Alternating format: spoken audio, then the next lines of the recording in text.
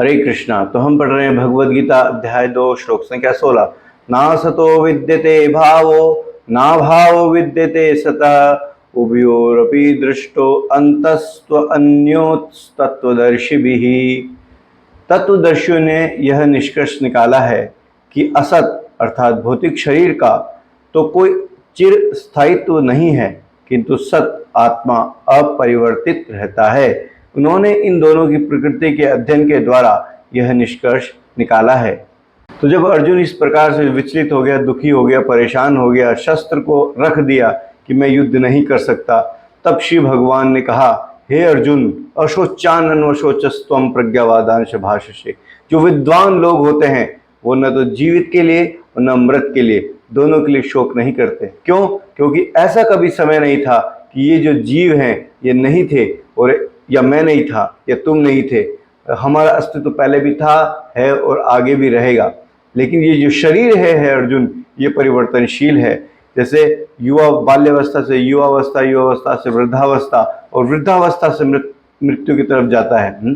तो हमें क्या करना है? भगवान, जैसा अर्जुन ने पूछा तो भगवान बोलते हैं, मात्र प्रशास्तु कौन्तेय। जैसे कि सर्दी और गर्मी आती जाती रहती है, वैसे ही और सुख और दुख भी आता जाता रहता है, और हमें इसे सहन करने का अभ्यास करना चाहिए। तो भगवान बताते इससे क्या होगा? सहन करेंगे और अपने धर्म का जो है पालन करेंगे तो क्या होगा? भगवान कहते हैं इससे अंत में तुम्हें अमृत प्राप्त होगा, यानी मुक्ति प्राप्त होगी, या भगवान का धाम प्राप्त होगा। आज के श्लोक में भगवान कह रहे हैं कि हे अर्जुन, ये जो बातें मैं बता रहा हूँ ये केवल मैं ही नहीं कह रहा, ये तत्वदर्शियों ने, जो तत्व को जानते हैं, उन्होंने भी यही कहा है। जिन्होंने शास्त्र लिखे हैं, जिन्होंने उपनिषद लिखे हैं, उन्होंने भी यही कहा है। जो महान ऋषि मुनि हैं उन्होंने भी यही कहा है कि ये जो शरीर है ये स्थायी अस्तित्व का नहीं है, ये परिवर्तनशील है, और जो आत्मा है वो चिर स्थायी है, वो कभी मृत्यु को प्राप्त नहीं होती, वो हमेशा से है और हमेशा रहती है। और भगवान बता रहे हैं कि एक्चुअली जो हमारे संबंध है इस संसार के अंदर, वो भी जैसे शरीर परिवर्तनशील है, वो संबंध भी परिवर्तनशील है। स्थायी अस्तित्व नहीं है, अर्थात स्थायी संबंध नहीं है। तो स्थायी संबंध किसके साथ है? स्थायी संबंध हमारा भगवान के साथ है, परमात्मा के साथ।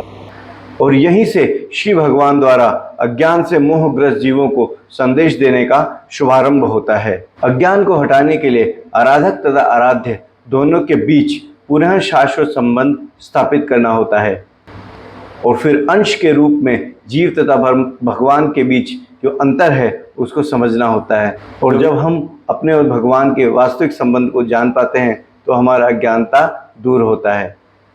भगवद गीता के अन्य अध्यायों में भगवान बताते हैं कि वास्तविक में जीव जो है, यानी कि हम जो है, हमारा जो संबंध है वो परा प्रकृति से है, यानी कि भगवान के धाम से हमारा शरीर है। चिन्मय जो शरीर है भगवान का, या चिन्मय जो प्रकृति है भगवान की, उससे हमारा संबंध है। लेकिन ये जो भगवान भौतिक संसार की जो प्रकृति है, जो परिवर्तनशील है, जो अपरा प्रकृति है, इससे हमारा कोई संबंध नहीं है ना, क्योंकि हम जो है शाश्वत है, और भगवान जो है वो भी शाश्वत है, और जो भगवान की जो आध्यात्मिक प्रकृति है वो भी शाश्वत है। लेकिन ये जो भौतिक प्रकृति है अशाश्वत है। हमारी बुद्धि जब अशाश्वत प्रकृति में हो जाती है तब हमारा ज्ञान से रिश्ता टूट जाता है, और अज्ञान अवस्था में ऐसे ज्ञान को समझ पाना ये असंभव है। और इस ज्ञान को समझने के लिए भगवान, या अज्ञानता को दूर करने के लिए, या जीवों को प्रबुद्ध करने के लिए श्री भगवान के द्वारा युग युग में श्रीमद् भगवद गीता का उपदेश दिया जाता है। हरे कृष्णा।